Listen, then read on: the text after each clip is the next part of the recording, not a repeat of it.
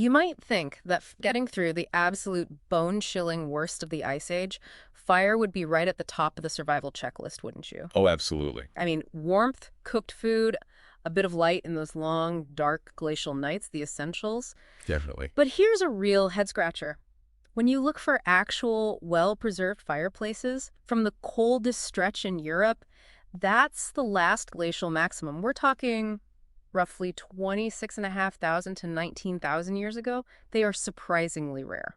Yeah, it's strange. Makes you wonder what was going on, doesn't it? It absolutely does. And that's precisely the ancient puzzle we're going to dig into today for you.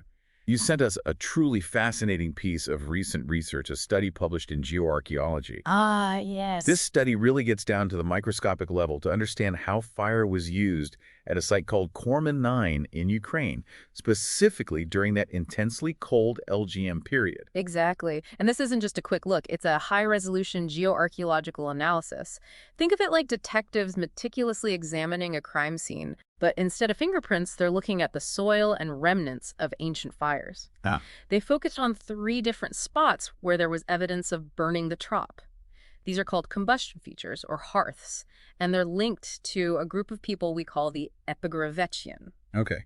So our mission today is to unpack this research and understand what it reveals about how Ice Age humans managed fire in some unbelievably tough conditions. Yeah, it's quite the challenge. This is your shortcut to some truly surprising insights into their fire-making and fire-using skills, what they burned, and even the different kinds of hearths they might have used. Okay, so to really understand this, let's first paint a picture of what the world looked like back then. Good idea. The last glacial maximum wasn't just a bit frosty. It was a period of truly extreme cold and surprisingly dry conditions right across Eurasia. Extremely dry, you say. Huh. Yeah, and this had a huge knock-on effect, meaning far less vegetation, a real scarcity of plant life, and therefore significant resource stress for all the living things, including humans. Right. It conjures up an image of a pretty stark and unforgiving landscape.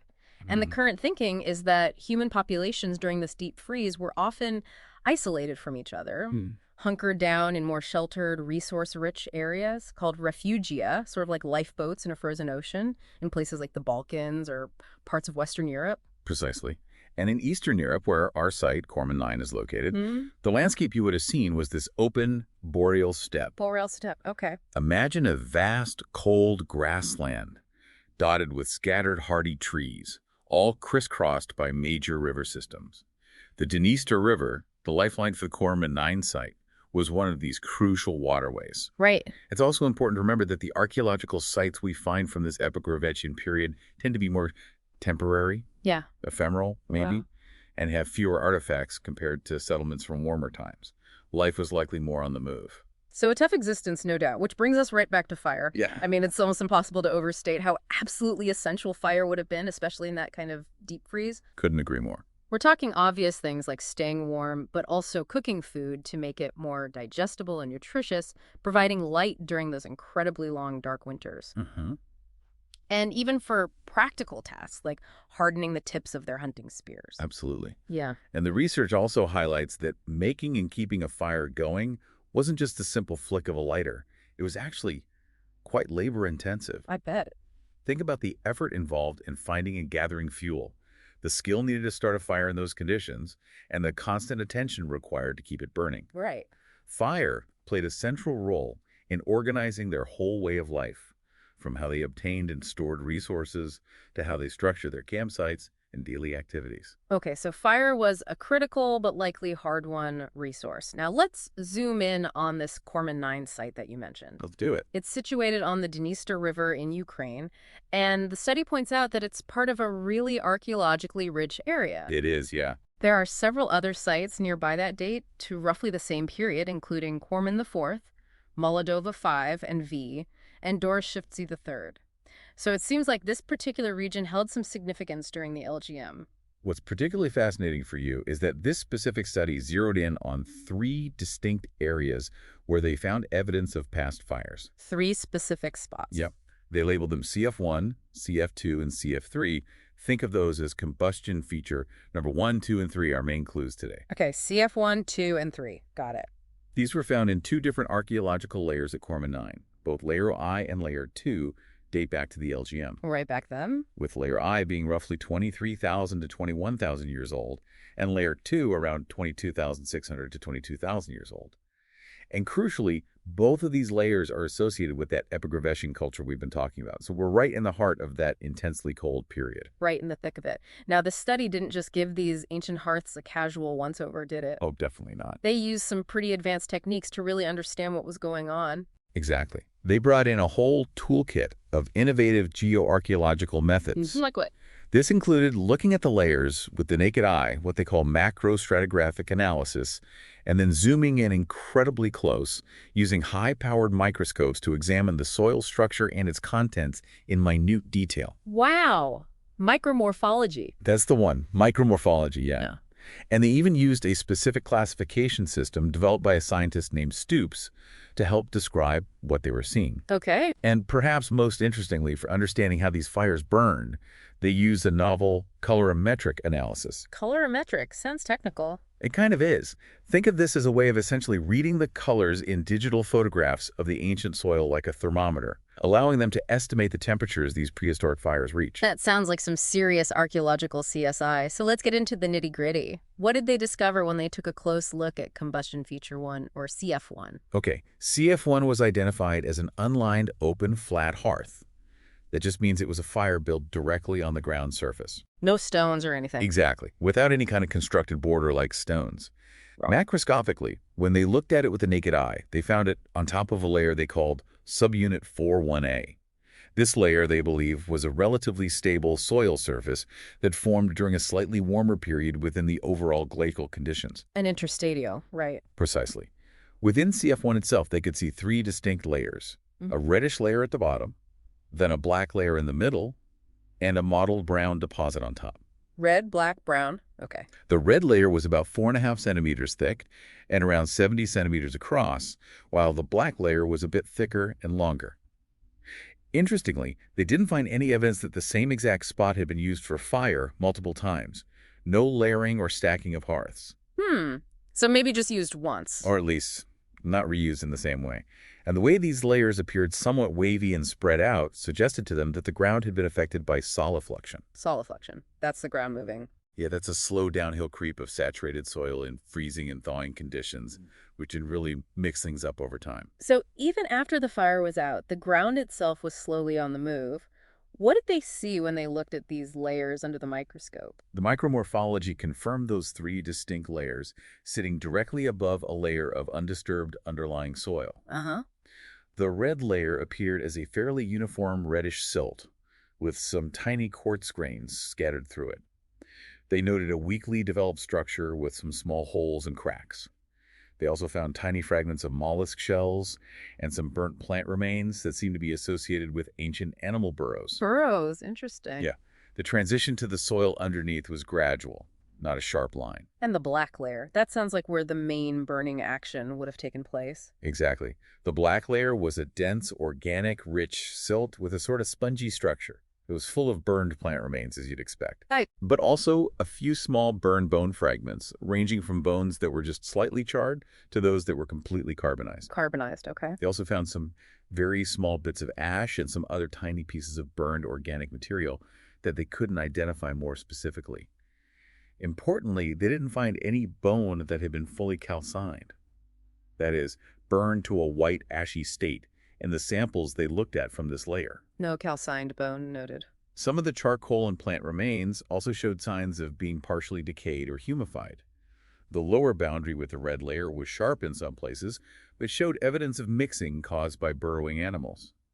The upper edge, where it merged into that mottled brown layer, was more gradual. And what about that top mottled brown deposit? What clues did that hold? That layer was a fine-grained silt with a mix of brown colors, giving it that mottled appearance. It had a lot of small holes and channels, likely created by earthworms and other soil fauna over time. Bioturbation, right? Exactly. Bioturbation. They found some small, rounded clumps of clay and very few tiny nodules of carbonate. The boundary with the black layer below was gradual. The researchers also emphasized that there was a significant amount of this bioturbation, that mixing of soil, by living organisms throughout the CF1 samples, which made it more challenging to distinguish the original layers clearly. Makes sense. Interestingly, in one of their microscopic samples, they found a small piece of flint actually embedded in a burned bone fragment. Oh. Yeah, for you listening, that's a pretty direct piece of evidence for how humans were processing animals back then. Wow, a tiny detail that speaks volumes. Now, you mentioned they also used this colorimetric analysis to get an idea of the temperatures involved. How did that work? Ah, right. They used a standardized scientific color system called CLAB on digital photographs they took of CF1. Okay. By carefully comparing the colors in the sediments that had been affected by the fire to control samples from the surrounding undisturbed area, they could use established scientific equations to estimate how hot things got. They focused on two main types of sediment, one that was low in calcium and another that was more calcareous or chalky. The results from the low calcium sediment were particularly informative. They found that sediments as deep as 5 centimeters below that black layer showed clear signs of having been heated. 5 centimeters down. Yeah, at a depth of 2 centimeters, they estimated the temperatures reached around 600 degrees Celsius, 5 centimeters C. which is consistent with what we know from experimental studies of fires burning on similar lower sediments. They did get a slightly lower temperature reading at just 1 centimeter below the black layer, but they suspect that might be due to staining from the organic-rich black layer above it, which could have slightly altered the color readings. So a pretty significant heat for CF1, and it sounds like they were mainly burning wood, given the presence of charcoal and partially burned plant material. That seems likely, yes. Now, what about combustion feature 2, or CF2? How did that compare to its fiery neighbor? Okay. CF2 was also identified as an unlined open flat hearth, but it was found in a different trench at the site, and also showed signs of having been affected by that slow soil movement solifluction. Also moved around a bit. Seems so. They observed a thin layer of ash sitting above the black and red layers in this hearth.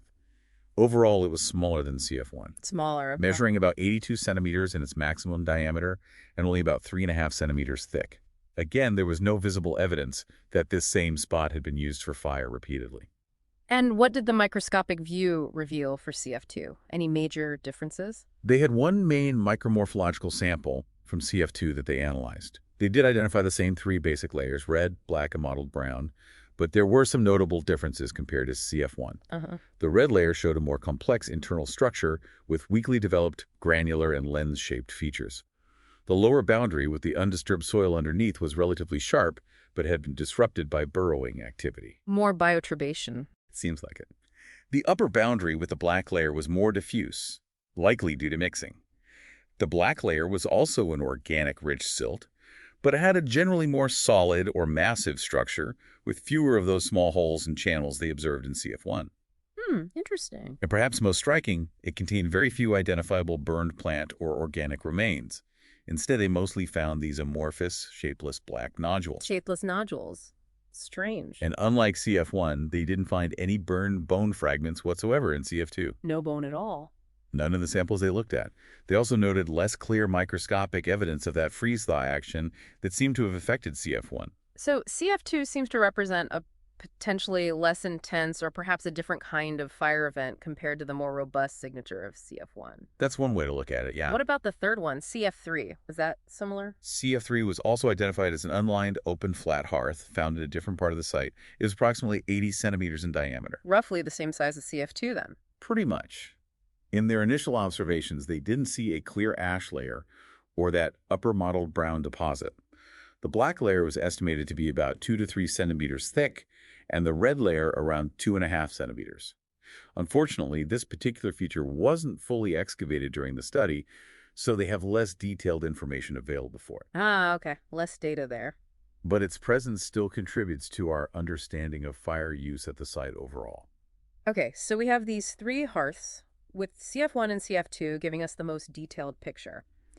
What were some of the key discussion points that the researchers raised when they compared these different combustion features? Well, one of the central things they examined in CF1 was the nature of the combustion residues, the bits and pieces left behind after the fire burned. Right, the leftovers.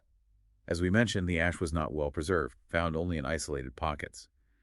The plant remains within the black layer were mostly small fragments, and some appeared to be only partially burned. From this, they inferred that the black layer was likely a mixture of burned topsoil and incompletely burned fuel, but with clear signs of human activity, like those small ash aggregates and the presence of burned bone and charcoal. So definitely anthropogenic. Yes. The fact that most of the bone was only partially carbonized suggested that wood was the primary fuel source, although they couldn't entirely rule out the possibility that other materials, like animal dung or fats, might have also been used to some extent. Could be other fuels mixed in? Possibly. The scarcity of large pieces of charcoal made it difficult to identify the precise type of wood that was burned, although other analyses from the site have suggested the presence of spruce. Spruce, okay. They also observed that stretching and deformation of layers, likely caused by that slow soil movement, solifluction. Right, the ground moving again. And under the microscope, they saw some indicators of freeze-thaw cycles in the red layer in the upper deposits. But the mixing caused by burrowing animals made it hard to be completely certain about the extent of this. Bioturbation making things tricky. Always does. The colorimetric analysis, as we discussed, supported the idea of wood-fueled fires that reached significant temperatures beneath the surface.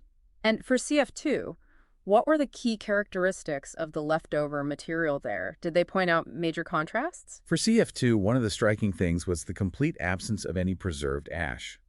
The black layer, while present, was also only partially preserved, with less clearly defined edges. Less defined, less ash. Exactly. Perhaps most interestingly, the black layer in CF2 contained very few identifiable burned plant remains. It was mostly composed of those amorphous black nodules. Just those weird nodules again. Yeah, and unlike CF1, as we noted, there were no burned bone fragments found in association with CF2. Microscopically, the evidence for freeze-thaw activity was less apparent in CF2, and the soil structure was generally less well developed. It really sounds like two fires that might have been used for different purposes or at different times. It does raise that question. The study also touched on the topic of anthropogenic soils and bioturbation. What were the main conclusions there? The researchers emphasized that both CF1 and CF2 showed significant evidence of post-depositional bioturbation, that mixing of the soil layers by living organisms, particularly within the black and mottled brown deposits. Okay. This is a common characteristic seen at other late Gravettian archaeological sites as well. So not unique to Korman 9. Not at all. Their interpretation is that the mottled brown layer likely formed from a localized mixing of the surrounding loess soil, that wind-blown sediment that's common in these cold environments, with organic rich material left behind by human activity, including the fires themselves. Right, mixing the human stuff with the natural soil. Exactly. They observed a greater concentration of carbonate in the mottled brown layer of CF1 compared to CF2. More carbonate in CF1. Yeah. And as we've already mentioned, the black layer of CF2 was noticeably less rich in organic matter and charred material. Interestingly, a control soil sample they took from an area away from any of the hearths showed much less evidence of these organic-rich lenses, reinforcing the idea that the changes in the hearth areas were indeed related to human activity. So the presence of humans and their fires definitely left a lasting impact on the soil itself. For sure. Now, bringing all of this detailed analysis together, what were the researchers' main ideas about how fire was being used at Korman 9 during this harsh period? They put forward those two possible explanations for the differences between CF1 and CF2, right? Yes, they proposed two main possibilities to explain the differences we see between CF1 and CF2. What were they again? The first is that they represent distinct episodes of occupation at the site, meaning they were fires built at different times when people were present. Okay, separate visits. The second possibility is that they were both associated with a single period of occupation, but served different functions or were located in different activity areas within the site. Same visit, different uses. Makes sense. Based on the evidence they currently have, they can't definitively say which explanation is correct. Still up in the air then. Pretty much. However, the differences in the organic content of the black layers and the potential variations in the freeze-thaw signatures could suggest that they weren't formed at exactly the same time. The fact that CF1 has thicker red and black layers hints at more intensive use compared to the smaller CF2, perhaps indicating a fire that burned for a longer duration or reached higher temperatures. CF1 was the bigger, hotter fire, maybe? That's a plausible interpretation. These variations could be linked to different settlement strategies or the specific tasks for which the fires were needed. They also wisely caution that the extensive bioturbation we've discussed means we need to be careful when interpreting these subtle differences. Always got to be careful with interpretation. Definitely. Overall, their assessment is that after these fires were used, the site was likely abandoned for a period. The lack of significant ash deposits and large pieces of fragmented charcoal suggest that the remnants were exposed to the elements. Left open to the wind and rain. Or snow. Exactly. And the absence of stacked hearths implies that these exact fire locations weren't reused immediately. Right, so maybe quite some time passed between uses, if they were separate events. That's definitely one possibility, yeah. Ethnographic data suggests people often reuse good fire locations, so if CF1 and CF2 are separate, significant time likely passed. Finally, they also consider the role of solifluction in potentially moving and distorting the remains of these ancient fires. Right, messing with the evidence after the fact. Always a factor in these environments. So Korman 9 gives us this incredibly detailed, almost microscopic snapshot of these fire events. How does this fit into the bigger picture of what we know about fire use during the LGM in this broader region? That's a really crucial question for understanding the wider context. The researchers pointed out that similar, though often less thoroughly described, combustion features have been reported at other nearby sites in the Middle Dniester region. Like the ones you mentioned earlier, Korman IV, Moldova. Exactly. Korman IV, Moldova V, and Dorshivsy III. These are often found in association with what are interpreted as potential hut structures or general activity areas. Okay. There's even a suggestion that Korman V might have had stone-lined hearths, and Moldova V had some pit-like features and lenses of charcoal. Stone-lined. That's different. It is, but the lack of detailed publications and analyses from these other sites really limits our ability to make broad regional comparisons. We need more details from those sites. We really do. It seems that these open, flat combustion features might have been the most common type in the late and post-LGM landscape in this area. They even mentioned a similar type of find at the Ukrainian site of Bermaki. Flat seems to be the pattern then, mostly. Mostly, based on current detailed evidence. Other kinds of combustion features, like the pit hearths found at Mezhirish, exist in the broader Upper Paleolithic record, but again, detailed descriptions are often lacking. Right. So what makes Korman 9 so important for you is that it provides some of the very first high-resolution descriptions of LGM combustion features in this part of Europe. A first detailed look. Pretty much. The relative simplicity of these flat, unlined structures could potentially indicate a shift in behavior or technology in response to the challenging environmental and resource conditions of the LGM. Maybe simpler was better or necessary. Perhaps.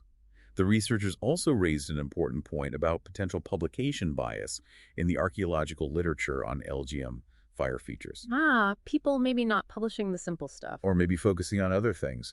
And they emphasized the real need for more studies on how these types of remains preserve in paraglacial or intensely cold environments. How well does a hearth survive 20,000 years of freezing? Exactly. The fact that the Korman 9 features clearly show the effects of both biological processes like bioturbation and geological processes like freeze-thaw underscores the need for more research in this area.